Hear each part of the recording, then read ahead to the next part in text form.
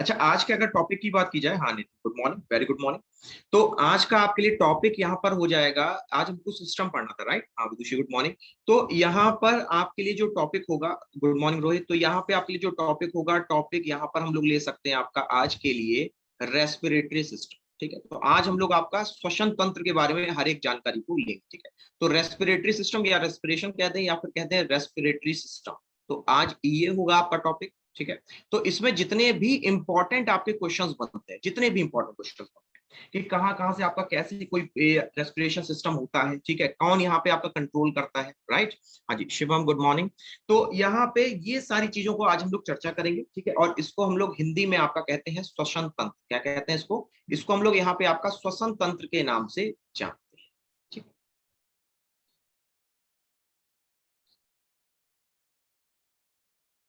अच्छा इसको एक बार जरा शेयर कर दीजिए, क्योंकि अभी धीमे धीमे करके सब लोग आ रहे हैं ना, तो इसको एक बार जरा शेयर कर दीजिए ताकि सब लोगों को एक साथ यहाँ पे ऐड हो जाए, फिर हम लोग शुरू करते हैं क्लास को।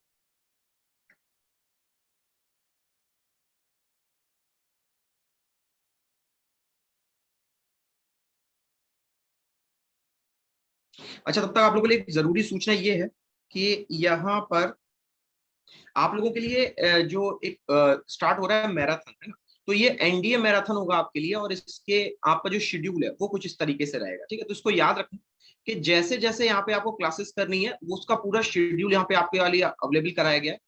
तो आपके लिए सुबह 9 बजे से लेकर के 9 बजे से लेकर के आपका रात के 9 बजे तक, यानी कि 9 PM तक यहाँ पे आपके लिए होंगी सारी क्लासेस। मतलब English, history, defence, polity, geography, तो जितने भी आपके यूपीएससी के सवाल होते हैं, यूपीएससी भाई एनडीए यूपीएससी ही कराता है, तो जितने भी यूपीएससी के सवाल होंगे आपके एनडीए के, वो सारे के सारे प्रीवियस ईयर क्वेश्चंस को आपको यहाँ पे एक्सप्लेन किया जाएगा। ठीक है, तो याद से जिन लोगों को देना है ये एग्जाम या फिर जिनके साथ में, तो उनको एक बार जरा वेरीफाई करा देना। ठीक है, इन्फॉर्म कर देना ताकि वो लोग भी यहाँ पे आपका आके क्लास को कर सके, है ना? तो सुबह के 9 से रात के 9 बजे तक का ये पूरा शेड्यूल है। ठीक है, इसका स्क्रीनशॉट ले लेना और फिर इसी के अकॉर्डिंग यहाँ पे आप लोगों को आना है। ठीक है, अच्छा इसके अलावा एक और छोटी सी आप लोगों के लिए जानकारी है, वो है आईबीपीएस आरआरबी की। इसका भी यहाँ पे आपका पीओ और क्लर्क का पेड बैच यहाँ पे बन चुका है। ठीक है, तो जितने लोगों को यहाँ पे जानकारी चाहिए हो उनको यहाँ पे आप इसको शेयर करा दें। ठीक है, और ये है आपका यहाँ पे एनडीए मैराथन। ठीक है, तो ये एनडीए 2 के लिए याद रखना है ना, क्योंकि एनडीए 1 तो आपका ऑलरेडी हो चुका है, तो एनडीए 2 के लिए यहाँ पे आपका किया जाएगा। सर मैं भी दे सकती हूँ क्या एनडीए का एग्जाम? पायल अभी डेट ऑफ बर्थ बताना जरा, डेट ऑफ बर्थ कितनी है? हाँ गुड मॉर्निंग कशिश। अगर डेट आप लोग की जो डेट ऑफ बर्थ हो, अगर देखो ध्यान सुन लो, अगर आप लोग की जो डेट ऑफ बर्थ है 2002, अभी देखो मैं तुरंत तो नहीं कैलकुलेट कर पाऊंगा, है ना? तो यहाँ पे अगर आपकी एज जो है वो मेरे ख्याल से शायद, वेट अ मिनट, हाँ, आपकी 1 जुलाई को अगर 16.5 वर्ष से लेकर के 19.5 वर्ष तक है, ठीक है, 19.5 वर्ष तक है, तो आप लोग ये एग्जाम दे सकते हैं। ठीक है, हाँ तो दे सकते हो आप। ठीक है, अगर 1 जुलाई को 19.5 वर्ष नहीं हो रहा है तो सारे लोग क्वालिफाई हैं ना। अब खुद से कैलकुलेट कर लो, है ना, मुझे तुरंत एट रैंडम में कैलकुलेट करने में थोड़ा टाइम लग जाता है, राइट? क्योंकि वहां पे मंथ भी देखना है आपको, डेज भी देखना है ना? ठीक है, तो ये है आपके लिए यहाँ पे ये रेंज। तो अगर 1 जुलाई को, यानी 1 जुलाई 2021 को अगर आपकी एज 16.5 वर्ष हो चुकी है और या फिर 19.5 वर्ष नहीं हुई है, तो इन दोनों परिस्थितियों में आप लोग यहाँ पे एनडीए का एग्जाम दे सकते हैं। ठीक है, कोई दिक्कत नहीं। और कोई डाउट हो तो वो पूछ लो। ठीक है, तो ये आपका ठीक 9 बजे शुरू हो जाएगा, और 9 से 9 यानी कि सुबह के 9 से लेकर के रात के 9 बजे तक ये कंटिन्यूअसली आपका चलता रहेगा। एनडीए के फॉर्म भर गए, एनडीए 2 का नोटिफिकेशन आया हुआ है ना पायल, इसीलिए यहाँ पे ये आपकी क्लासेस अरेंज की गई है। ठीक है, 19 ईयर्स के अबव वाले भी भर सकते हैं। नहीं नहीं मीना, 19 के अबव नहीं भर सकते आर्मी में। ठीक है, आर्मी के रूल्स थोड़े से स्ट्रिक्ट होते हैं, है ना? ठीक है, चलिए ये पूरी जानकारी हो गई यहाँ पे आपकी एनडीए के बारे में। अब हम लोग शुरू करेंगे आज का आपका परिसंचरण तंत्र। ठीक है, अब देखो अगर मैं बात करूं सबसे पहले आपसे लंग्स के बारे में, ठीक है, तो यही फेफड़े ही तो है, मुझे बताओ, जो कि यहाँ पे आपका जो श्वसन है, जो सांस लेने का आपका यहाँ पे मेथड है, वो पूरा करते हैं। ठीक है ना? तो अगर आप ध्यान से देखोगे तो ये जो फेफड़े हैं, ठीक है, ये हैं आपके जो पिंक कलर से बने हुए हैं, ये हैं आपके यहाँ पर फेफड़े। ठीक, अब फेफड़ों के बीच में देखो तो यहाँ पे आपको दिल भी दिखेगा, है ना? और थोड़ा सा अगर आप ऊपर जाओगे तो ये देखो, आप अगर ऊपर जाओगे तो ये वाली जो आपकी लेयर जा रही है ना, ये वाली, ठीक है, ये इसको हम लोग यहाँ पे आपका ट्रैकिया के नाम से जानते हैं, इस नाम से जानते हैं इसको ट्रैकिया। अगर ट्रैकिया नहीं पता है तो यहाँ पे आपको वो पता होगा, कौआ, ठीक है, जो गले में निकल आता है, ये वही जगह है, यही है वो जगह जहाँ पे आपका कौआ निकल आता है। ठीक है, इसको हम लोग इंग्लिश में वोकल बॉक्स कहते हैं, वोकल बॉक्स कह दो। ठीक है, तो ये है वो जगह जहां से आप बोलते हो, इसको कंठ भी कहा जाता है हिंदी में, ठीक, इसको हम लोग कंठ भी कहते हैं हिंदी में। ठीक है, तो ये है वो जगह जहां से आपके लिए जो आप बातचीत करते हो, कम्युनिकेशन करते हो, ये इस जगह से होता है। ठीक है, तो ये है पूरा स्ट्रक्चर। अगर इस स्ट्रक्चर में अगर आपको अभी भी आपके जो लंग्स की पोजीशन है वो अगर ना समझ में आ रही हो तो वो एक बार पूछ लीजिए। ठीक है, हल्का सा देखिए तो ये आपका यहाँ पे जो है झुका हुआ होता है हार्ट आपका। ठीक है, तो एक तरफ यहाँ पे आपका कैविटी सी बन जाती है, ये वाला पोर्शन देखो, ये वाला, ये हल्की सी यहाँ कैविटी बन जाती है, जबकि दूसरी तरफ देखोगे तो वो कैविटी यहाँ पे फिल्ड होती है आपकी। कैविटी का मतलब होता है गड्ढा। ठीक है, ये था पूरा स्ट्रक्चर यहाँ पे आपका लंग्स का। इसके साथ साथ यहाँ पे आपके लिए ट्रैकिया आएगा। ट्रैकिया के अलावा अगर आप ध्यान से देखोगे तो ये नीचे जाकर के आपका डिवाइड हो रहा है। ठीक है, ये जो आपका डिवाइड हो रहा है ना, ठीक है, इसको हम लोग यहाँ पे आपका ब्रोंकाइटिस या ब्रोंकियोस के नाम से भी जानते हैं। ठीक है, तो ब्रोंकियोस हो गए, ब्रोंकाइटिस हो गए, और थोड़ा नीचे जाओगे तो यहाँ पे आपको एल्वियोलाई मिलेंगे। तो ये भाग है किसके, देखो ये मैंने इतने कठिन से जो नाम लिए अभी, ये किस चीज के भाग है, ये आपके फेफड़ों के भाग, जिसमें पहला ट्रैकिया होता है सबसे बड़ा, विंड पाइप भी कहते हैं उसको। ठीक है, विंड पाइप भी इसी को कहा जाता है। तो ये जो ट्रैकिया है, विंड पाइप है, ये आपके सांस लेने का सबसे महत्वपूर्ण अंग। लेकिन अगर बात करें तो अगर आप देखेंगे, अगर आप देखेंगे यहाँ पर, तो आपके जो फेफड़े होते हैं ना, ठीक है, जैसे फेफड़ों से यहाँ पे जो आपके सांस लेते हैं, ध्यान से आप सुनना, यहाँ पे जो फेफड़ों से आपके सांस लेते हैं, ठीक है, उसमें आपके लिए जो जानवर आएंगे, जो आपके लिए जानवर आ जाएंगे, उसमें एक आ जाएगा आपके लिए रेप्टाइल, जिसे हम लोग सरीसृप कहते हैं। ठीक है, रेप्टाइल यानी सरीसृप जो है, ये आपके फेफड़ों से यहाँ पे सांस लेते हैं। इसके अलावा यहाँ पे आपके लिए हो जाएंगे मैमल्स, मैमल्स यानी कि स्तनधारी। तो ये दो प्रजातियां हैं जो कि यहाँ पे आपकी फेफड़ों से सांस लेती है। ठीक, अब इसके अलावा अगर बात की जाए तो यहाँ पे कई सारे ऐसे भी आपके जानवर हैं जो कि आपके स्किन से सांस लेते हैं। स्किन हो गया, इसके अलावा गिल्स हो गया, बोलो ये भी तो यहाँ पे आपके अलग अलग मेथड्स हैं जिससे सांस ली जाती है। ठीक है, तो अगर स्किन से बात करें तो स्किन में यहाँ पे आपके लिए सबसे बड़ा नाम आ जाएगा फ्रॉग, यानी कि आपके लिए मेढक का। ठीक है, और अगर बात करें यहाँ पे आपसे गिल्स के बारे में, जिसे हम लोग बुक गिल्स भी कह सकते हैं, तो गिल्स के माध्यम से मोस्टली यहाँ पे जितनी भी मछलियां होती हैं, फिश होती है, तो ये गिल्स के माध्यम से यहाँ पे आपका सांस लेती है। अब देखो सब में अंतर क्या है, ये मान लीजिए अगर बात की जाए तो एक मनुष्य का शरीर है, ठीक है, ये मनुष्य का शरीर है, ठीक, अगर यहाँ पे फेफड़े हैं तो ये मानव हो जाएगा। ठीक है, अब अगर ये अपनी स्किन से सांस ले रहा है तो ये मेंढक हो जाएगा। और इसके अलावा अगर इसके बाहर की तरफ, ये अंदर है ना फेफड़े, अगर फेफड़े बाहर की तरफ हो जाएं तो उसको हम लोग कहते हैं यहाँ पे आपका गिल्स, यानी हिंदी में इसको एक शब्द और दिया जाता है, इसको हम लोग गलफड़ कहते हैं। क्या कहते हैं इसको हम लोग, इसको हम लोग यहाँ पे आपका गलफड़ के नाम से जानते हैं।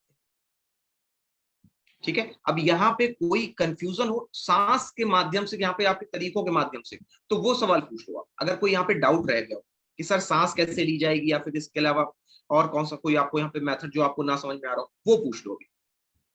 कोई डाउट हो सांस के रिलेटेड या फिर इसके अलावा और कोई आपको समस्या हो, वो आप पूछ लो भी।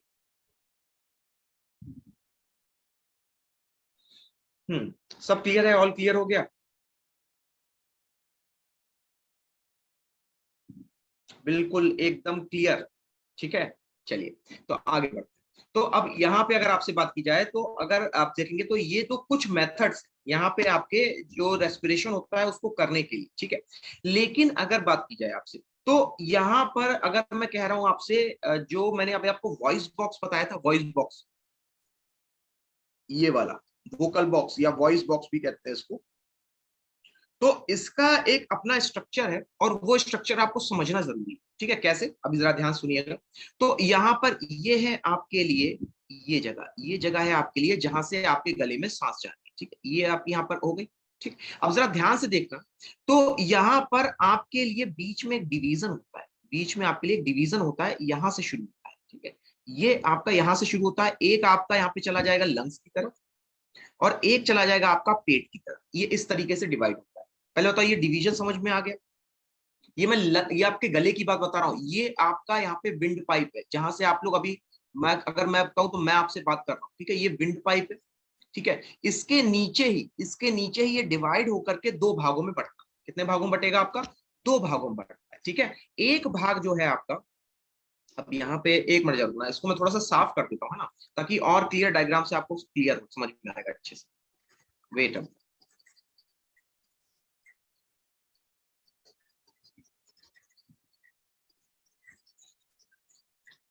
चलिए। तो अब अगर बात की जाए यहाँ पे आपसे, तो जरा ध्यान से देखना, ये आपका ट्रैकिया होगा, बोलो हाँ कि ना, ठीक, ये आपका ट्रैकिया होगा। अब ये ट्रैकिया जो है नीचे की तरफ भी तो जाएगा, ठीक है, ये क्या करेगा, नीचे की तरफ भी जाएगा। तो नीचे की तरफ ये जाता है तो ये आपका डिवाइड होने लगता है, दो भागों में डिवाइड होने लगता है। एक भाग जो है आपका, ये लंग्स की तरफ चला जाता है। ठीक, एक भाग जो है आपका ये लंग्स की तरफ चला जाता है, और दूसरा भाग जो है आपका ये चला जाता है स्टमक। कहाँ पे चला जाता है? स्टमक में, यानी कि आपका पेट में। तो ये जो पेट है इसको हम लोग आमाशय भी कहते हैं। ठीक है, कई सारे नाम है, कंफ्यूज मत होना, मेन मतलब पेट से ही। ठीक है, तो ये आपका एक भाग चला गया लंग्स में, एक चला गया स्टमक।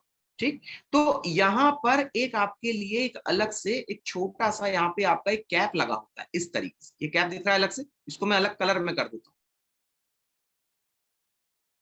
ठीक है, ये वाला देखो, अब ये जो ब्लैक कलर का दिख रहा है, ये कैप लगी होती है इसी ऊपर, ये जो डिवीजन हुआ है ना, इसी के पास में ये कैप बनी होगी हमेशा। तो ये कैप क्या करती है आपकी, अब जैसे मान लीजिए अभी मैं आपसे बात कर रहा हूँ, ठीक है, तो जब मैं आपसे बात कर रहा हूँ ना, तो ये उठा हुआ है, क्योंकि हवा यहाँ से पास हो रही है, बोलो हाँ कि ना, हवा यहाँ से पास हो रही है, तो ये कैप उठ जाएगा। लेकिन अब अगर आप सोचो कि आपने यहाँ पे कुछ खाना खा लिया, बोलो अगर आपने कुछ खाना खा लिया, तो मुझे बताओ वो खाना कहाँ चला जाएगा? अगर कैप ऐसी है, मैं बात कर रहा हूँ, ठीक है, तो ये कैप ऐसी हो गई, यानी कि इसने आपका पेट वाली जो आपकी पाइप थी उसको ढक दिया, जो सांस वे लेने वाली पाइप थी वो खुल गई। अब ऐसे में अगर आपने बात करते हुए मान लो आप खाना खा रहे हो, तो क्या होगा? ये खाना कहाँ चला जाएगा, जल्दी से बताना तो। एग्जैक्टली समझ में आई बात? ठीक है, हाँ, और जरा सब लोग बताइए खाना कहाँ चला जाएगा, पूरा डायग्राम अगर क्लियर हो गया हो तो जरा बताना, ये खाना आपका कहाँ पे जा रहा है? तो ये खाना आपका कहाँ पे जा रहा है? ये जा रहा है लंग्स में, फेफड़ों में। तो इसीलिए हमेशा याद रखना, हमेशा आप लोग ये चीज याद रखना। Good morning Shivendu. तो यहाँ पे हमेशा आपको एक चीज ये याद रखनी है कि कभी भी खाना खाते हुए, कभी भी खाना खाते हुए बात नहीं कर, कभी भी खाना खाते हुए बात नहीं कर। बस। अब बारी बात समझ में, क्यों नहीं करनी? साइंटिफिक रीजन आपके सामने। ठीक है, इट्स ओके। कोशिश किया करो टाइम से आ जाओ, ठीक है, क्योंकि जो कॉन्सेप्ट होंगे फिर वो बार बार तो नहीं हो पाते हैं। ठीक है, तो यहाँ पे अब जरा मुझे बताओ, ये चीज सब लोगों को क्लियर हो गई कि खाना खाते हुए बात क्यों नहीं करनी चाहिए? इसीलिए नहीं की जाती, क्योंकि यहाँ पर आप जैसे ही बात कर रहे हो, आपका जो एपिग्लॉटिस, अब देखो नाम जान लो, ये जो ऊपर आपका ढक्कन था इसको कहते हैं एपिग्लॉटिस। क्या कहते हैं इसको? इसको हम लोग यहाँ पे आपका एपिग्लॉटिस कहते हैं। ठीक है, और अगर बात करें तो ये हो जाएगा यहाँ पे आपका लैरिंक्स। ठीक है, ये क्या हो जाएगा? लैरिंग्स हो जाएगा। जो लंग्स की तरफ हिस्सा जा रहा है उसका नाम दिया गया लैरिंग्स। अब जो पेट की तरफ हिस्सा जा रहा है इसको मैंने कह दिया फेरिंग्स। क्या कह दिया बोलो? फेरिंग्स। तो याद रखना, यहाँ पे लैरिंग्स और फेरिंग्स को यहाँ पे एक दूसरे से जो जोड़ने का काम करता है वो करता है एपिग्लॉटिस। और अब जरा मुझे बताना, ये जो एपिग्लॉटिस है, क्या ये हड्डी का बना होता है या कार्टिलेज का बना होता है? फटाफट बताइएगा, क्या आपका ये एपिग्लॉटिस हड्डी का बना होता है या फिर आपके लिए यहाँ पर, हाँ क्विकली बताना, या कार्टिलेज का बना होता है? ठीक है, तो हमेशा याद रखो कार्टिलेज है क्या, समझ। मसल्स होती है ना, ठीक है, मसल्स होती है हमारे पास, तो मसल्स की तरह ही यहाँ पर हमारे पास कुछ सॉफ्ट बोन्स होती है। तो जो सॉफ्ट बोन का प्रकार है उसी को कार्टिलेज कहा जाता है। ठीक है ना, चलो, तो ये किस चीज की बनी है आपकी? ये बनी है यहाँ पे कार्टिलेज की। ठीक है, ये किसकी बनती है आपकी? ये आपकी कार्टिलेज की बनी हुई होती है। ठीक है, इतना क्लियर हो गया होगा। अब एक चीज और यहाँ पे जान लो कि अगर मैं आपसे कहता हूं, कई ऐसे भी हैं जो कि यहाँ पर आपका, जैसे मान लीजिए जो आपको यहाँ पे ऑक्सीजन लेनी है, ठीक है, तो यहाँ पे एक अंग और होता है, वो एक अंग और जान लो, उस अंग को हम लोग कहते हैं ट्रैकिया। बोलो, कई बार नाम सुना होगा ट्रैकिया, बुकलंग्स भी कहते हैं इसको, ट्रैकिया को बुकलंग्स भी कहते हैं। तो ये आपका यहाँ पे मदद करते हैं किसको? यहाँ पे जितने भी छोटे छोटे कीड़े हैं ना, सब में ये ट्रैकिया पाए जाते हैं। ठीक है, तो ट्रैकिया कह दो या बुकलंग्स कह दो, ये आपके पाए जाएंगे कीड़े मकोड़ों। कीड़े में आपका यहाँ पे हो जाएगा इंसेक्ट, और इंसेक्ट के अलावा अगर बात करें तो यहाँ पे हो जाएगा मिलीपीड्स। क्या हो जाएगा? मिलीपीड्स। बोलो क्लियर हो गया? ठीक है, मिलीपीड्स के अलावा सेंटीपीड्स ले लो, अर्थवॉर्म ले लो, ये सब है। ठीक है, चलो अब अगर इतना क्लियर हो गया हो तो आगे बढ़ते। ठीक है, ये था पूरा यहाँ पे आपका एक छोटा सा प्रोसेस आपका यहाँ पे आपका जो ऑक्सीजन है उसको लेने के लिए। ठीक है, अब जरा समझो। तो देखो अब ये पूरा स्ट्रक्चर देखो ध्यान से देखो, सबसे पहले क्या आया? सबसे पहले ट्रैकिया आया। ठीक, अब देखो अब ये क्या आया? ये जो बढ़ा हुआ भाग है ये ब्रोंकाई है। ध्यान से आराम आराम से देखना, अभी फिर से आएगा। ये ब्रोंकियोल्स हो गया। ठीक है, अब ये जैसे ही और छोटे हुए, ये देख रहे हो, ये जो छोटे छोटे थे ना, इनको यहाँ पे एल्वियोलाई कहते हैं। एक बार नहीं, कम से कम 3 बार ये देखना। ठीक है, और समझने की कोशिश करना। ये ब्रोंकाई हो गए दोनों भाग। ये जो यहाँ पे आपको ब्रांचेस दिख रही है, ये ब्रोंकियोल्स है। अब इन्हीं के किनारे किनारे पे जो आपके यहाँ पर जो छोटे छोटे आपको दाने दिख रहे हैं, हाँ कूपिका है, इनको यहाँ पे हम लोग आपका क्या कहते हैं? इसको हम लोग यहाँ पे एल्वियोलाई के नाम से जानते हैं। ठीक है, फिर से एक बार देखो, चलिए आगे बढ़ते हैं। एक बार फिर से देखो, तो ये देखो ये हो गया ट्रैकिया। ठीक, अब देखो फिर से यहाँ पे कलर चेंज होगा। ये जो कलर चेंज हुआ ये ब्रोंकाई है। ठीक है, अब इसका एक बार और कलर चेंज होगा तो ये ब्रोंकियोल्स हो जाएंगे। अभी मैं फिर से लिखूंगा। ठीक है, अब इसी के किनारों पे जैसे आप लोगों ने अगर देखा हो तो बरगद का यहाँ पे देखा होगा। ठीक है, तो छोटे छोटे से दाने जैसे निकले रहते हैं, वो है आपके एल्वियोलाई। ठीक है, ये पूरा स्ट्रक्चर क्लियर हो गया। लंग्स का ये पूरा स्ट्रक्चर क्लियर हो गया, तो एक बार जरा यस सर लिखो। ठीक है, तब तक मैं आपको नाम लिख देता हूँ। सबसे पहला जो आपके लिए यहाँ पे भाग आया था सबसे बड़ा वाला, उसको हम लोग यहाँ पे आपका ट्रैकिया कहते हैं। उसको हम लोग क्या कहते हैं? ट्रैकिया कहते हैं, पहला भाग जो है। दूसरे भाग को हम लोग यहाँ पे आपका ब्रोंकाई कहते हैं। दूसरे भाग को क्या कहते हैं हम लोग यहाँ पे? ब्रोंकाई कहते हैं। और तीसरे भाग, थर्ड भाग को हम लोग यहाँ पे आपका ट्रैकिया हो गया, ब्रोंकाई हो गया। थर्ड भाग हो जाएगा ब्रोंक्यूल्स। थर्ड भाग क्या हो जाएगा? ब्रोंक्यूल्स। और जो चौथा भाग होगा, आखिरी भाग, उसको हम लोग जैसे अगर देखो मैं दिखाऊंगा, ये लास्ट वाला भाग है ना, इसको एल्वियोलाई के नाम से जाना जाता है। ठीक, ये है एल्वियोलाई। ठीक है, मेन जो आपके ऑक्सीजन का काम करते हैं वो यही एल्वियोलाई करते हैं। ठीक है, उम्मीद करता हूं सबको क्लियर हो गया होगा। ठीक है जी, चलिए आगे बढ़ते हैं। तो ये था आपका पूरा स्ट्रक्चर किसके बारे में? आपका लंग्स के बारे में। ठीक है, अब मैं आपको यहाँ पे फिल इन द ब्लैंक्स की तरह आपको यहाँ पे दूंगा। सबसे पहले मुझे जरा बताना कि ये जो पहला भाग है इसको क्या कहूं? ये जो पहला भाग, ध्यान से देखो, तो ये जो स्ट्रक्चर है ना, ये वाला, ये जो बना हुआ है, इसी यही वो आपका पहला भाग है। ये इसको हम लोग क्या कहते होंगे? कोई नाम बता पाए? ट्रैकिया नहीं, अभी ट्रैकिया नहीं शुरू हुआ ना। ना रुक जाओ रुक जाओ, मैं ये वाला भाग कह रहा हूँ। एक मिनट को मैं हाईलाइटर यूज करूँ। मैं ये वाला, तो हाईलाइटर भी वैसा हो गया ना। हाँ, मैं ये वाला भाग कह रहा हूँ। ये वाला देखो, सबसे पहला नंबर वन, ये वाला भाग, इसको क्या कहेंगे? ये वाला जो, ये जो बना हुआ है ना, ठीक है, इसको क्या कहा जाएगा? हाँ ऑफ कोर्स श्योर, हाँ रिब्स ही होती है। वेरी गुड, रिब्स का ही एक हिस्सा होता है वो। रिब्स यानी कि आपका यहाँ पे जो पसलियां होती हैं, पसलियों का ही एक हिस्सा। ना एपिग्लोटिस है ना वोकल बॉक्स है। ध्यान से देखो, तो ये आपके कंधे की हड्डी, ध्यान से देखो, तो ये आपकी क्या है? कंधे की हड्डी। देखो मैं इसलिए पहले स्ट्रक्चर वो आपको क्लियर किया था, तब मैंने आपसे सवाल पूछे थे। तो इसको हम लोग यहाँ पे क्या कहते हैं, जरा नोट कीजिएगा। इसको हम लोग कॉलर बोन या फिर क्लेविकल के नाम से जानते हैं। बोलो समझ में आ गई ये हड्डी? एक एक करके मुझे बता देना। ये क्लियर हो गई? ये हड्डी क्लियर हो गई? सबसे ऊपर वाली जो हड्डी है उसको कॉलर बोन या फिर क्लेविकल के नाम से जानते हैं। ठीक है, इतना क्लियर हो गया? पहला हिस्सा क्लियर हो गया, तो कब अगले हिस्से बढ़ा जाए? एक बार जरा यस सर लिख देना, तो समझ में आ जाएगा मुझे। हम्म क्लियर है? ठीक है, ठीक। चलो, तो अब आगे बढ़ते हैं। अब ये वाला हिस्सा, पहला हिस्सा हो गया ना। अब ये जो दूसरा हिस्सा जिसपे मैंने दूसरा लिखा है, ये वाला हिस्सा कौन सा है? अब बताओ जी, ये वाला हिस्सा कौन सा है आपका? ये वाला हिस्सा अब बता ले जाओ। क्लेविकल में थोड़ा कंफ्यूजन होगा, ये वाला बता ले जाओ। बहुत बढ़िया, बहुत अच्छे। ठीक है, सोमिल का सबसे पहले आंसर आया था मुझे, बाकी सब बताइएगा। अन्ना अन्ना कंफ्यूज कर रहे हो? फिर से देखो, ध्यान से देखो। हाँ, रोहित का आंसर सही है। हाँ ठीक है, रतन का भी सही है यहाँ पे। ठीक है, विदुषी सही है आपका। हम्म क्या नाम होगा इसका?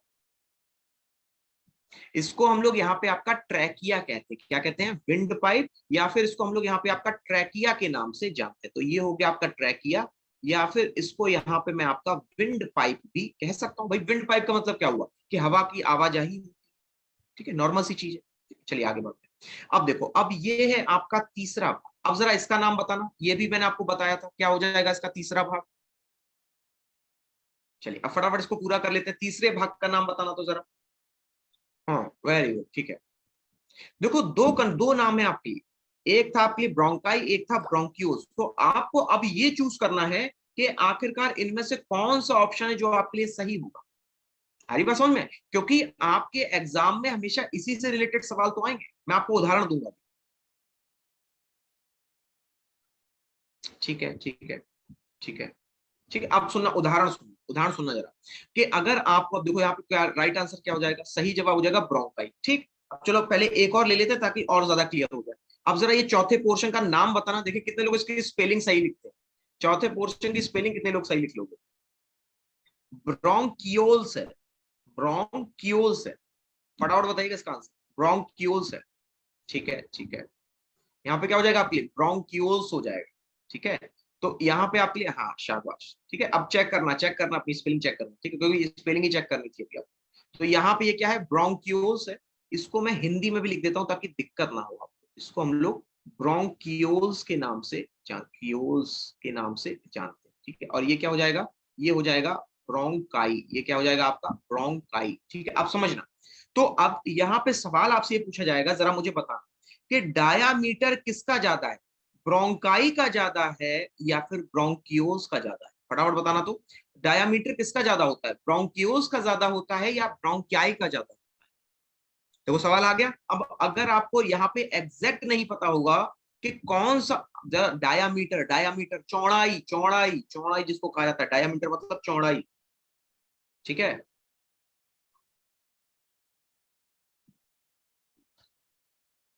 हम्म, ठीक है ठीक है ठीक है, ओके ओके, ठीक है ठीक है। ना ना, डायामीटर हमेशा याद रखना ब्रोंकाई का ज्यादा होता है। इसको नोट कर लो अलग से, ये कहीं दिया नहीं होती है सब चीज। ठीक है, ये खाली ऑब्जर्वेशन वाली चीज है। ठीक है, ध्यान से देखो। तो डायामीटर किसका ज्यादा है, ब्रोंकाई का ज्यादा है। ठीक है, इतना क्लियर हो गया होगा। आगे बढ़ते हैं। अब देखो, अब यहाँ पे आपके लिए है पांचवा भाग। जरा इसका नाम बता दो। ये सबसे लास्ट में ये नाम आया था, ए से शुरू हुआ। अब जरा इसका नाम बताना, याद हो तो बता देना फटाफट। ठीक है, क्योंकि बाकी के पोर्शंस के अभी आप लोगों ने नाम देखे नहीं, तो उनको बताना पड़ेगा। हाँ लगभग लगभग, ठीक है ठीक है, गुड गुड। अच्छा, स्पेलिंग की बिल्कुल चिंता मत करो, स्पेलिंग जो भी लिख रहे हो मेरे लिए बहुत अच्छी। ठीक, कम से कम आंसर दे रहे हो, यही बहुत है। ठीक है, हाँ ठीक है। तो यहाँ पे आपके लिए राइट आंसर क्या हो जाएगा, सही जवाब हो जाएगा एल्वियोलाई। अब देखो इसको कैसे बोला जाएगा, इसको हम लोग बोलेंगे आपका एल्वियोलाई। एल्वियोलाई की तरह बोलते हैं। ठीक है, हिंदी भी लिख दी तो परेशान मत होना, जब भी पढ़ने में ना आए तो हिंदी बगल की देख लेना। ठीक है, खाली राइटिंग थोड़ी सी वैसी है तो उसको समझ लेना। ठीक है, हाँ जी, वेरी गुड। ठीक है, चलो ये तो हो गया पूरा आपका भाग किसका, लंग्स। अब समझिएगा, यहां पे अगर आपसे पूछा जाता, क्या पूछा जाएगा, पूछा ये जाएगा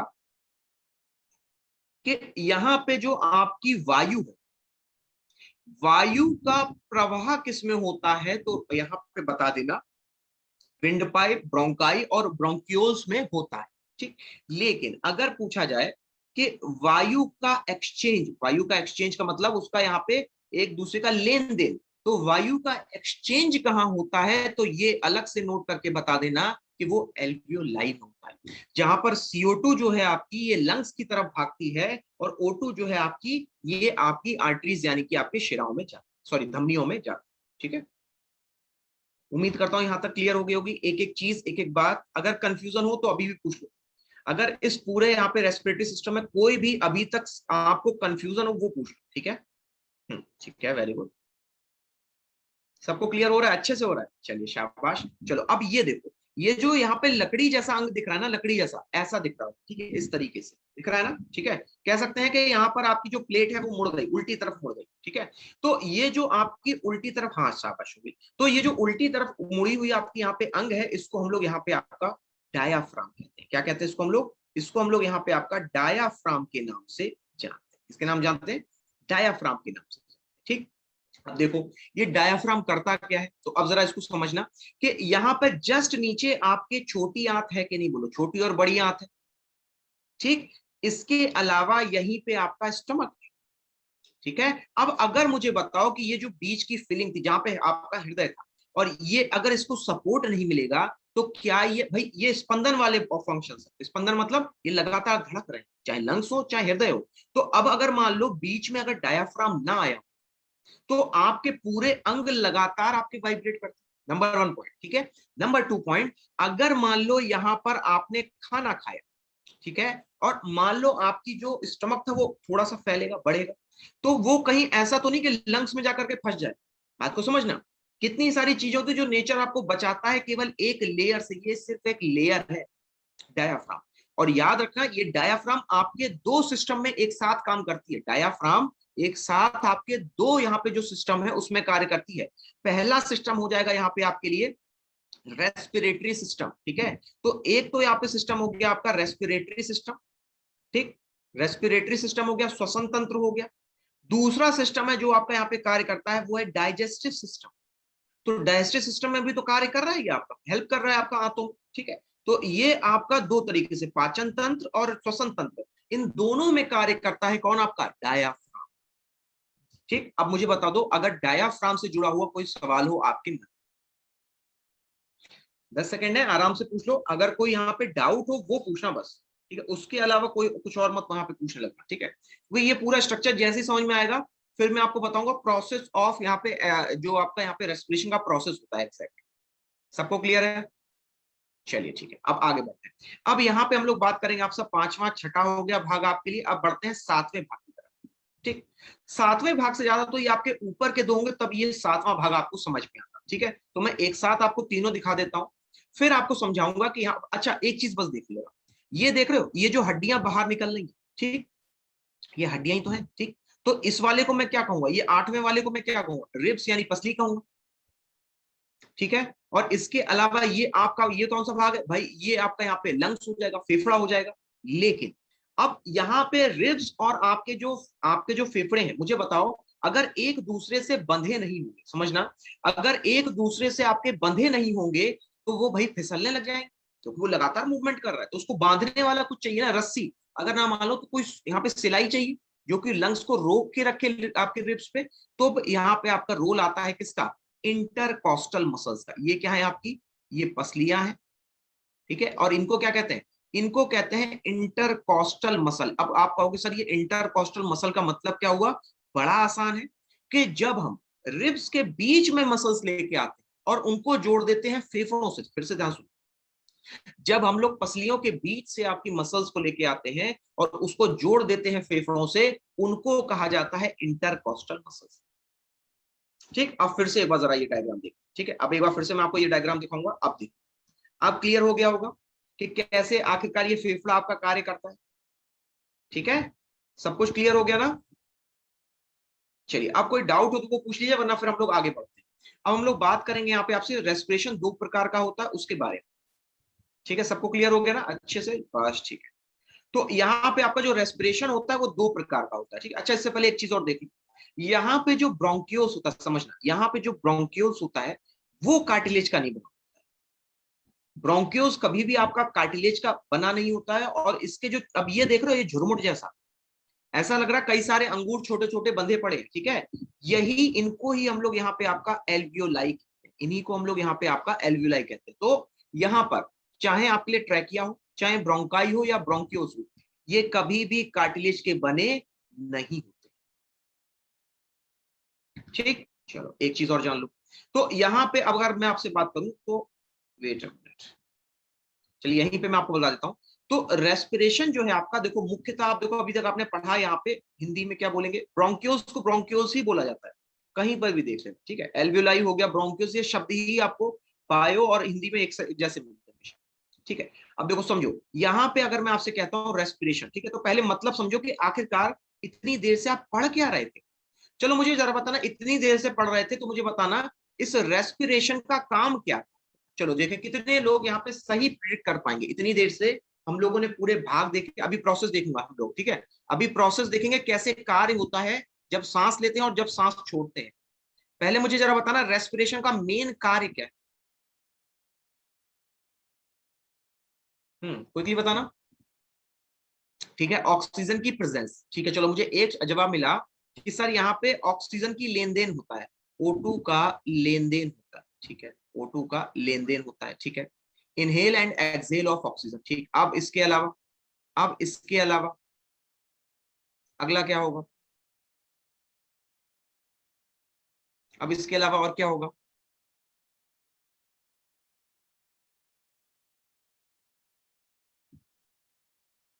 सांस का ऑल प्रोसेस। ठीक है, very good. Remove waste material, शाबाश। यहाँ पे जो आपकी वेस्ट मटेरियल नहीं कह सकते हम लोग, कह सकते हैं वेस्ट ऑक्सीजन। सी, हम लोग कह सकते हैं वेस्ट गैसेस। ठीक, चलो। और रेस्पिरेशन का इससे भी बड़ा कार्य होता है, इससे भी बड़ा कार्य। और उसी लिए पूरा आप सांस ले रहे हो। आप सांस इसलिए थोड़ा ले रहे हो, आपको ऑक्सीजन की जरूरत है। ऑक्सीजन की जरूरत के कारण आपको सांस लेनी पड़ रही है। अब देखो यहाँ पे ऑक्सीजन का कार्य आखिरकार कहाँ पे होता है? तो देखो, रेस्पिरेशन का देखो जो मेन मकसद होता है वो होता है, आप लोगों को सबको पता है कि हमारे शरीर में जो हम लोग खाना खाते हैं वो ग्लूकोज बनाता है। बोलो, हम लोग जो भी खाना खाते हैं, पहले मुझे बताना, कंफर्म करना, वो सबका सब ग्लूकोज में स्टोर हो जाता है आपके यहाँ पे सेल में। ठीक, अब इस ग्लूकोज से अगर मुझे एनर्जी चाहिए, बात को समझना, अब इस ग्लूकोज से मुझे एनर्जी मतलब ऊर्जा चाहिए, तो मुझे क्या चाहिए होगा? यहाँ पे ऑक्सीजन चाहिए होगा। बात को समझना, फिर से दोहरा रहा हूं कि यहाँ पर ग्लूकोज को तोड़ के जो एनर्जी लेते हैं उसके लिए हमें ऑक्सीजन चाहिए। तो इसी को हम लोग यहाँ पे रेस्पिरेशन। तो याद रखना, C6H12O6 से जब हम लोगों को यहाँ पे आपका एटीपी मिलने लगता है, यानी कि एनर्जी मिलने लगती है, अभी एटीपी का फुल फॉर्म लिखूंगा, एनर्जी मिलने लगती है, तो इसको रेस्पिरेशन। ठीक, अब देखो, अगर यहाँ पे आपकी ऑक्सीजन प्रेजेंट है उस रेस्पिरेशन, अगर ऑक्सीजन आपकी यहाँ पर प्रेजेंट है, तो इसको हम लोग यहाँ पे कहेंगे आपका एरोबिक रेस्पिरेशन। क्या कहेंगे इसको? इसको हम लोग कहेंगे एरोबिक रेस्पिरेशन। बोलो, क्लियर है? अगर ऑक्सीजन प्रेजेंट है तो इसको कहेंगे एरोबिक रेस्पिरेशन। ठीक है, लेकिन लेकिन अगर ऑक्सीजन उपस्थित नहीं है, ऑक्सीजन आपकी एब्सेंट है, तो अब ऐसे में क्या कहेंगे? ऐसे में नाम चेंज हो जाएगा, केवल कुछ नहीं होगा, जो एरोबिक लिखा है ना इसके आगे आपका AN और लग जाएगा बस, और ये बन जाएगा एन एरोबिक। ये क्या बन जाएगा आपका? Anaerobic respiration. ठीक, अब याद कर लेना, ये जो एरोबिक रेस्पिरेशन होता है ये आपका हर एक जानवर में होगा, हर एक जानवर में होगा आपका aerobic respiration. Number 1 point. Number 2 point, यहाँ पे अब इसके अलावा जितने भी पौधे होंगे, जितने भी पौधे होंगे वहां पर भी होगा। ठीक है, लेकिन अगर बात करें तो ये जहां पे आपकी ऑक्सीजन प्रेजेंट नहीं है, जहां पर आपकी ऑक्सीजन प्रेजेंट नहीं है, तो ये आपका अधिकतर होता है बैक्टीरिया में। ये कहां पे होता है अधिकतर? बैक्टीरिया में। अब प्रोसेस का नाम बताता हूं आपको, फर्मेंटेशन। नोट कर लेना, एनारोबिक रेस्पिरेशन आपका फर्मेंटेशन कराता है। ठीक है, फर्मेंटेशन से क्या होता है? ग्लूकोज से आपको एल्कोहल मिलती है। सिरका बनने का प्रोसेस याद है? गन्ने का जूस था, गन्ने के जूस में बैक्टीरिया डाला, थोड़ा सा ईस्ट डाला और कुछ दिन तक रखे रहा, तो वही ग्लूकोज आपका किसमें बदल गया? एल्कोहल में बदल गया। बोलो हाँ कि ना? तो इसको हम लोग क्या कहेंगे यहाँ पे? आपका एनएरोबिक कहते हैं। ठीक, चलो। अब कोई डाउट हो यहाँ पे वो पूछ लो, कोई भी डाउट, कोई भी समस्या हो, फिर आगे बढ़ेंगे। हम लोग देखेंगे कि ब्रीदिंग का प्रोसेस कैसे होता है, हम कैसे सांस लेते हैं, कुल हमारे शरीर में कितनी ऑक्सीजन रह सकती है, ये सब बात है। इससे पहले जो भी अगर आपके डाउट हो तो वो एक बार पूछ लीजिए। अच्छा, एक बार में अगर मैं सांस ले रहा हूँ, ठीक है, जैसे अभी आपने सांस अंदर ली होगी, सांस बाहर छोड़ी होगी, ठीक है, तो ये लगभग कितने आपने यहाँ पे सांस ली होगी? ऑन एंड अराउंड कितनी सांस ली होगी अभी आप? अच्छा, एरोबिक और एनोरोबिक फिर से बता दें, ध्यान से सुनो। देखो, मैंने अभी आपको क्या बताया? ऑक्सीजन की आवश्यकता होती है, ऑक्सीजन ही ग्लूकोज को तोड़ती है। नंबर 1 पॉइंट हमेशा याद रखना, ऑक्सीजन ही ग्लूकोज को तोड़ती है। तो जब ये तोड़ेगी तो यहाँ ऊर्जा निकलेगी। ठीक, जब ये तोड़ेगी तो यहाँ ऊर्जा निकलेगी, और अगर यहाँ पे आपकी ऊर्जा निकल रही है किसकी उपस्थिति में? ऑक्सीजन की, तो मैंने बोल दिया एरोबिक रेस्पिरेशन। तो ऐसा यहाँ पे आपका कहाँ कहाँ पे होता है? तो जितने भी जानवर और पौधे हैं उनमें एरोबिक होता है। और वहीं अगर बात करें आपसे, अब यहाँ पे ऑक्सीजन के बिना हो जाए, ऑक्सीजन के बिना का मतलब है अगर CO2 की प्रेजेंस में भी अगर आपका जो कोई भी जानवर है वो आपका यहाँ पे ग्लूकोज को तोड़ने लग जाए, तो उसको कहा जाता है एन एरोबिक रेस्पिरेशन। इसको क्या कहते हैं हम लोग? इसको हम लोग यहाँ पे हम लोग आपका एन एरोबिक रेस्पिरेशन के नाम से जानते हैं। विदुषी, क्लियर हो गया आपको?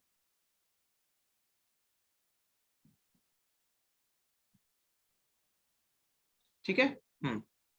10 to 12 टाइम्स पर minute breathing rate, 10 to 20 times तो चलो ठीक है मान लिया, लेकिन मैंने क्या पूछा, मेरे सवाल को जरा फिर से ध्यान से समझ, देखो मैंने क्या कहा, तो फिर से एक बार मुझे पीछे जाना पड़ेगा। ये देखो यहाँ पे, ये देखो ये आप सांस ले रहे हो, ठीक है, ये देखो ये फेफड़े चल रहे हैं आपके, चल रहे नहीं चल रहे, एक बार जो आपने ये पूरी सांस ली, ठीक है, आप समझना, एक बार में जो आपने पूरी सांस ली, तो इसको हम लोग कहते हैं आपका यहाँ पर टोटल जो वॉल्यूम होता है वो होता है 1400 ml। तो यानी कि आपने लगभग 1.5 लीटर सांस ली थी पूरे एक बार में, एक बार में स्वस्थ सांस, एक बार में जब आपने सांस ली तो उसमें कितना वॉल्यूम लगा, 1400 ml।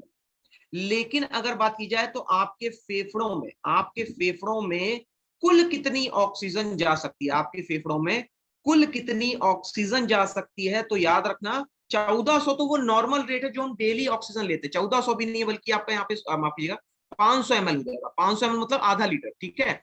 लेकिन अगर बात करें आपके फेफड़ों में जो कुल ऑक्सीजन होगी, ये यहां पर आपके लिए हो जाएगी 6000 ml। ये टोटल लंग कैपेसिटी कही जाती है, इसको इंग्लिश में क्या कहते हैं, कुल ऑक्सीजन का मतलब है इसके लिए टोटल लंग कैपेसिटी। ठीक, अब अगर मैं आपसे कहूं तो ये दोनों पहले बताओ पॉइंट क्लियर हो गए। एक बार में जो नॉर्मल आप सांस ले रहे हो वो है 500 ml, वो कितनी है आपकी यहाँ पर 500 ml। अब यहाँ पे अगर बात की जाए तो कुल ऑक्सीजन जो ले रहे हो वो हो गई यहाँ पे आपकी 6000, मतलब आपके फेफड़ों में कुल 6 लीटर ऑक्सीजन हमेशा रह सकती है, मैक्सिमम कैपेसिटी है उसकी, ठीक है। लेकिन याद रखना कि जब हम लोग एक बार में अगर पूरी कस के सांस खींचो, एक बार में अगर हम लोग कितनी सांस ले सकते हैं, एक बार में कितनी सांस कुल ले सकते हैं, मतलब पूरी ताकत झोंको जरा देखो तो 500 ml से तो ज्यादा ही हो, बोलो हाँ कि ना, ठीक है। तो कितनी सांस हम लोग एक बार में अंदर ले सकते हैं, तो अंदर लेने को हम लोगों ने क्या कहा, आपको इनहेलेशन कहा, क्या कहा मैंने इसको, इनहेलेशन कहा। तो यहां पर इसका वॉल्यूम कितना हो जाएगा बोलो, तो इसका यहाँ पे वॉल्यूम है 1400 ml, कितना है आपका 1400।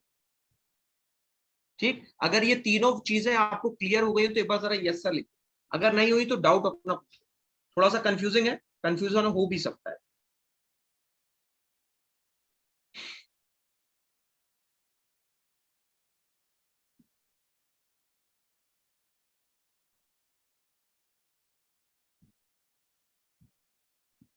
हम्म, ठीक है, सबको क्लियर है, वेरी गुड।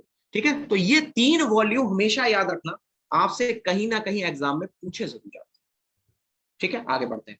अब यहाँ पे इसके अलावा अगर बात करें तो कैसे, आखिरकार कैसे हम लोग यहाँ पे सांस को अंदर लेते हैं, कैसे हम लोग सांस को अंदर लेते, क्या है आपके लिए, कैसे हम लोग सांस को अंदर लेते हैं। ठीक, अब समझना, तो यहाँ पर आपके लिए जो एयर एंटर हो, समझना एयर आपकी एंटर हो, तो मुझे जरा बताना कि अगर आप कभी भी गुब्बारा, गुब्बारे में अगर हवा भरते हो, सेम वही आपके लंग्स की भी तरीका है, अगर आप कभी भी गुब्बारे में हवा भरते हो तो गुब्बारा आपका फैलता है कि सिकुड़ता है, मुझे बताना, गुब्बारा आपका फैलेगा कि सिकुड़ेगा,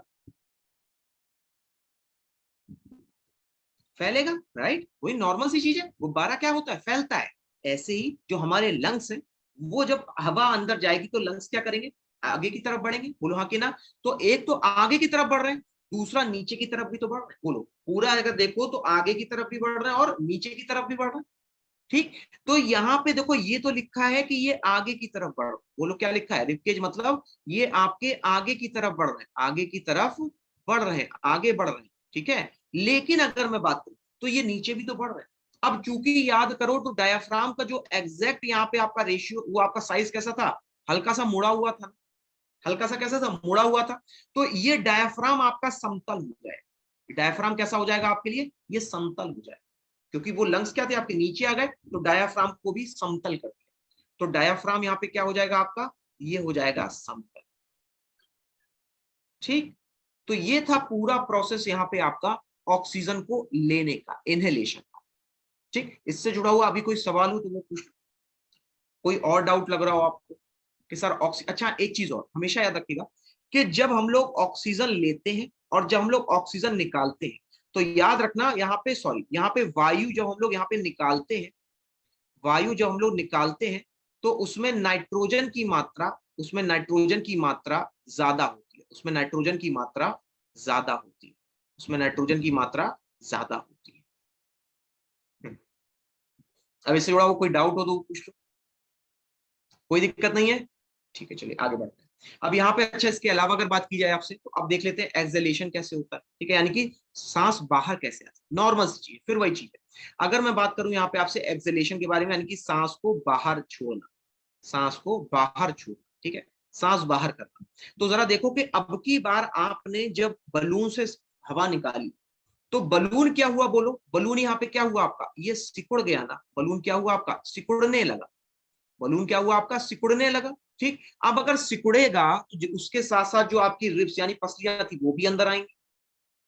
भाई पहले फैली थी तो बाहर चली गई, अब की बार कैसी होंगी, अंदर आएंगी और नीचे की तरफ जाने लगेंगी, जैसे उनकी पोजीशन थी अपनी पहले।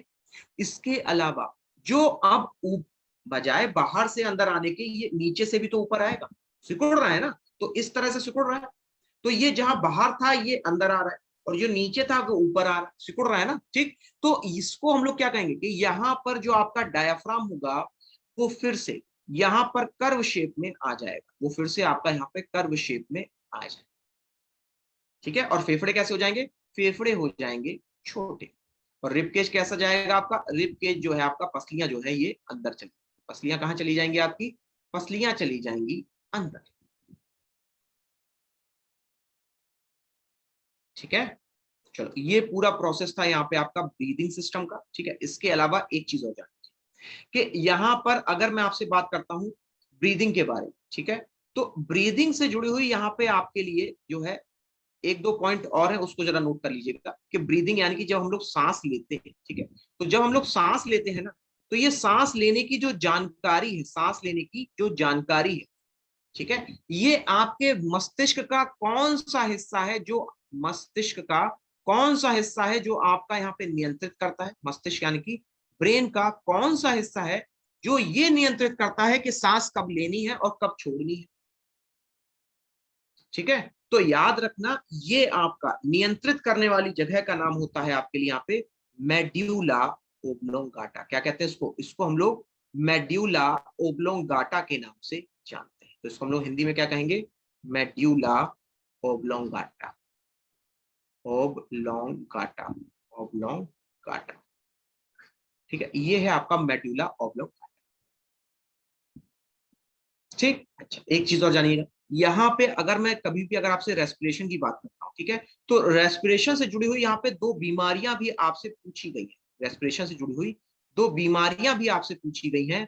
एक है यहाँ पे आपके लिए अस्थमा, एक क्या है आपके लिए, अस्थमा। अस्थमा याद रखना, अस्थमा यहाँ पे कुछ नहीं है, सिर्फ और सिर्फ यहाँ पे ये एक एलर्जी बीमारी होती है, एलर्जिक बीमारी होती है, आपको एलर्जी हो जाती है। और एलर्जी किस चीज से हो जाती है, जैसे मान लो आपको अगर धूल से एलर्जी हो जाए, या फिर इसके अलावा ठंड से एलर्जी होती है, ठीक है, तो या फिर इसके अलावा कहें तो गर्मी से भी कई लोगों को एलर्जी होती है, धूल, कोई गंदगी हो गई, ठंडा हो गया, गर्म हो गया, तो ऐसी चीजों से जब एलर्जी होती है तो जरा ध्यान से देखना। अब मैं आपको एक चीज दिखाने जा रहा हूं, तो ध्यान से आप लोग देखना, तो यहां पर आपके लिए,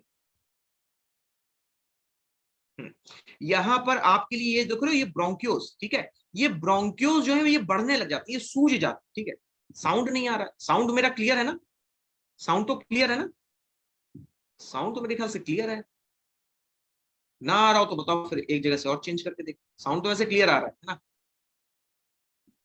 क्लियर है, क्लियर है, सबको क्लियर है। ऋषभ आप एक काम को उसको रिफ्रेश कर लो, ठीक है, थैंक यू।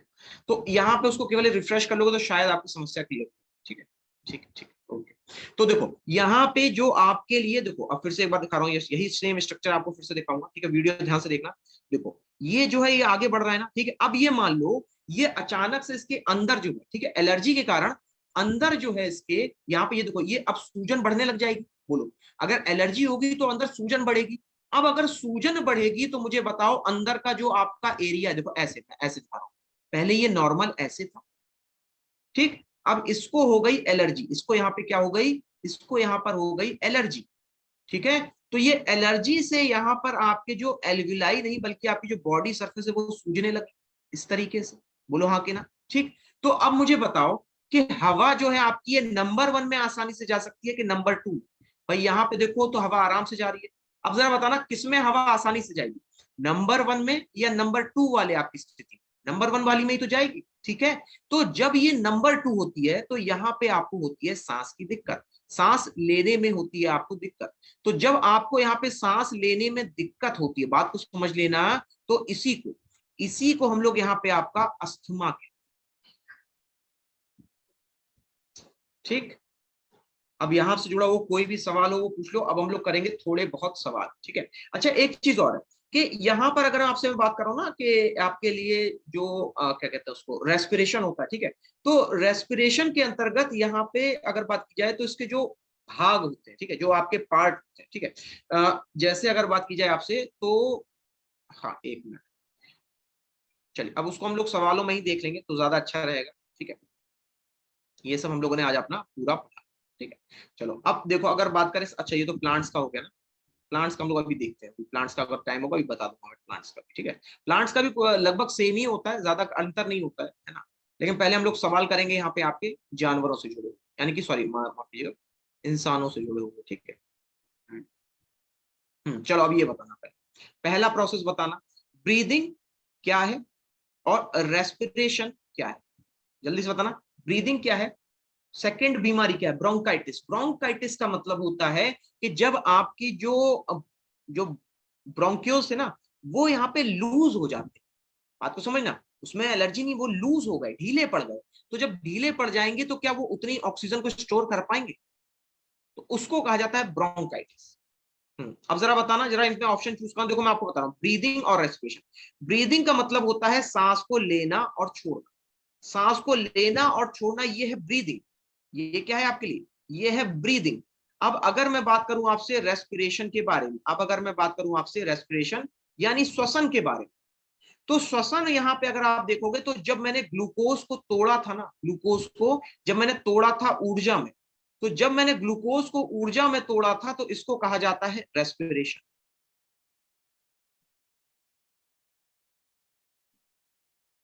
ठीक, अब जरा मुझे बताना कौन सा ऑप्शन है जो आपको यहाँ पे सही लग रहा है, सोच के ध्यान से बताना कि इनमें से कौन सा ऑप्शन है जो आपको यहाँ पे सही लग रहा है, ठीक है। अब देखो, अब अगर यहाँ पे, ठीक है, वेरी गुड, शाबाश। ना ना अभी भी कंफ्यूजन है, कंफ्यूजन है अभी कुछ लोगों को, कई लोगों का सही है लेकिन कुछ लोगों को अभी भी कंफ्यूजन है, ठीक है। तो समझो यहाँ पे कि मैं क्या कहना चाह रहा हूँ आपसे। तो यहाँ पे अगर आपसे बात की जाए, ठीक है, यहाँ पे अगर आपसे बात की जाए तो ये जो ब्रीदिंग है, ठीक है, ये सांस ले रहे हो छोड़ रहे हो, तो एक तरीके से देखो तो ये तो फिजिकल प्रोसेस हो, बोलो हाँ कि ना, ये कैसा हो गया आपके लिए, फिजिकल प्रोसेस हो गया, ठीक है। लेकिन अगर बात की जाए रेस्पिरेशन के बारे में तो ग्लूकोज यहाँ पे टूट रहा है, तो ग्लूकोज अगर आपका टूटता है, ठीक है, ग्लूकोज अगर आपका टूटता है तो इसको हम लोग कहते हैं केमिकल प्रोसेस, बोलो क्या कहेंगे, केमिकल प्रोसेस कहेंगे।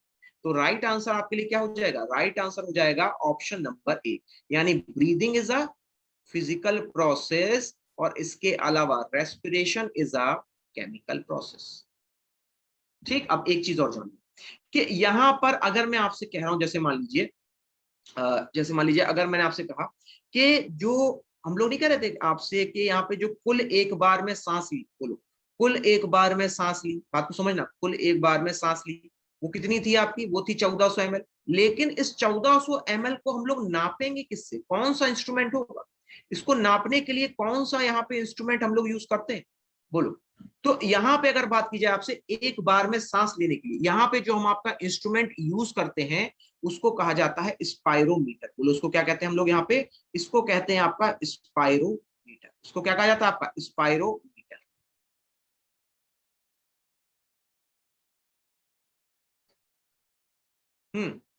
ठीक, क्लियर हो गया, बताओ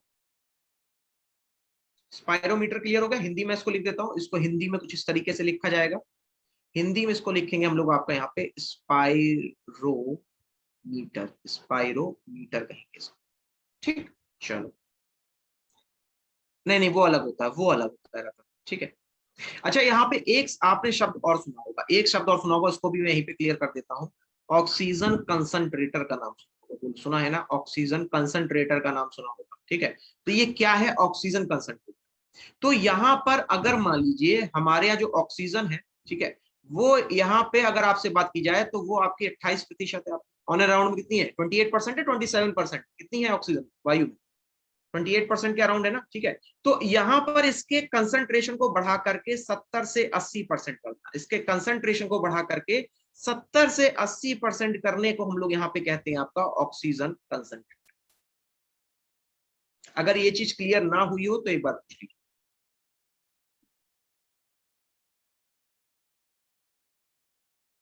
उम्मीद करता हूँ क्लियर हो गया होगा, ठीक है। चलो एक और सवाल करते हैं फटाफट। चलो अगला नेक्स्ट क्वेश्चन।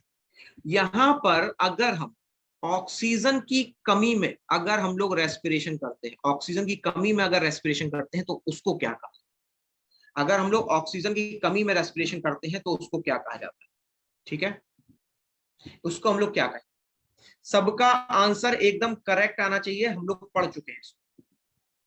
फटाफट बताइए यहाँ पर राइट आंसर क्या होगा। फटाफट बताइए यहाँ पे राइट आंसर क्या होगा आपके लिए।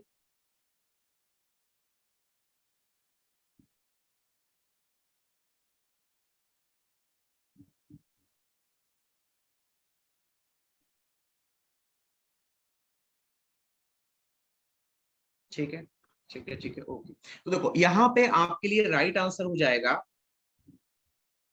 एनारोब्स, यानी ऑप्शन नंबर बी, इसको हम लोग एनारोब्स कहते हैं। ठीक, अब देखो एक चीज और समझना कि यहां पर अगर मैं आपसे कह रहा हूं, आप लोगों ने कई बार देखा होगा, जैसे मान लो जो लोग स्मोकिंग करते हैं, ठीक है, जो लोग आपका स्मोकिंग करते हैं, ठीक है, बाद में उनसे कहा जाता है कि आपको यहाँ पे सांस की बीमारी हो जाएगी, ठीक है। तो स्मोकर्स में वही जो अस्थमा है ना, स्मोकर्स में वही जो आपकी सांस की बीमारी होती है, स्मोकर्स जो स्मोकिंग करते हैं उनमें जो सांस की बीमारी होती है, सेम उसी अस्थमा को यहाँ पे हम लोग नाम दे देते हैं आपका एफिज्मा। क्या कह देते हैं, एफिज्मा। अब ये एफिज्मा किस वजह से है, तो याद रखना ये सिर्फ और सिर्फ जो हम लोग स्मोकिंग कर रहे हैं उसके पार्टिकल्स के कारण, जो हम लोग सिगरेट पी रहे हैं, बीड़ी पी रहे हैं, उसके पार्टिकल्स के कारण है, इसलिए हमने स्पेसिफिक नाम दे दिया एफिज्मा। ठीक, चलो अच्छा एक चीज और, एक चीज और। अब मान लो कि आपके फेफड़ों में गंदगी आ गई अचानक से, अब मान लो आपके फेफड़ों में गंदगी आ गई, ठीक। तो अब ये जो गंदगी होगी ये साफ कौन करेगा, आपके फेफड़ों में अगर गंदगी आ गई तो इस गंदगी को साफ कौन करता है, इसकी गंदगी को साफ कौन करेगा, क्या जवाब होगा इसका, इस गंदगी को यहाँ पे आपका साफ कौन करेगा, फेफड़ों में अगर गंदगी आ गई तो इस गंदगी को यहाँ पे साफ कौन करता है। देखें कितने लोग इसका यहाँ पे जवाब दे पाए। CO2 साफ करेगा, ठीक है, और कोई जवाब, सोच लो पहले एक बार सोच लो, क्योंकि अभी तक मैंने बस वो शब्द लिया नहीं है, शायद आप लोगों को थोड़ा आइडिया हो तो इसलिए मैंने पूछा। नहीं आता तो कोई बात नहीं, इतना परेशान मत होना, क्योंकि मैंने बताया तो पता कैसे। हाँ, कैसे आखिरकार एक लंग्स में अगर मान लो धूल आ गई थी, जो एलर्जी आ गई थी, और वो बाद में हट भी तो जाती है, अस्थमा कुछ देर रहता है, ठीक है ना, अस्थमा केवल कुछ देर रहता है, तो वो कुछ देर के बाद हटता भी तो है। तो यहाँ पर उसकी जो सफाई होती है, नोट कर लेना, वो आपकी की जाती है सीलिया की वजह से। सीलिया होते ऐसे पतले पतले से यहाँ पे धागे होते हैं, तो वो क्या करते हैं कि इन डस्ट को यहाँ पे पकड़ लेते हैं, ठीक है, और यहाँ पे शरीर से आपके यहाँ पे वायु से बाहर कर देते हैं। ठीक है, चलिए आगे बढ़ते हैं, एक और सवाल लेते हैं आज के लिए। प्लांट्स तो अभी हम लोगों ने किया ही नहीं है ना, अर्थवॉर्म किया, हाँ जरा अर्थवॉर्म का बताना। अर्थवॉर्म जो है यहाँ पे किसके माध्यम से आपका ऑक्सीजन लेता है, अर्थवॉर्म, केचुआ। केचुआ जो है आपका, ये किसके माध्यम से यहाँ पे आपका श्वसन करता है, ऑक्सीजन लेता है, आर यू श्योर, ठीक है।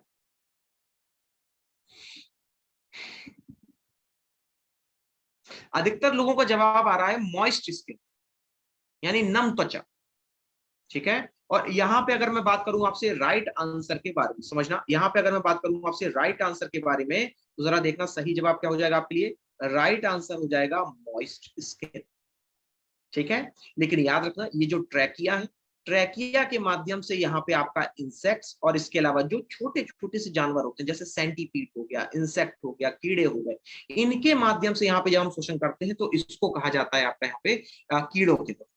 ठीक, चलो एक और सवाल करते हैं। आप जरा इसका जवाब बताओ कि जब हम लोग सांस अंदर लेते, जब हम लोग सांस अंदर लेते, पहले सवाल को समझो, जब हम लोग सांस अंदर लेते हैं तो यहाँ पर आपका जो वॉल्यूम है वो घटेगा बढ़ेगा, और जो प्रेशर है वो घटेगा या बढ़ेगा। अब याद करना उस पूरे प्रोसेस को, मैंने आपको बताया था वो फैलेगा सिकुड़ेगा, ठीक है, और उसके अलावा प्रेशर बनेगा कि नहीं बनेगा ये भी ध्यान रखना पड़ेगा आपको। दो ऑप्शन मिल रहे हैं मुझे, ए मिल रहा है और बी भी मिल रहा है, क्योंकि दोनों में ही कंफ्यूजन होगा, है कि नहीं? कंफ्यूजन दोनों में ही है आपके लिए, है ना?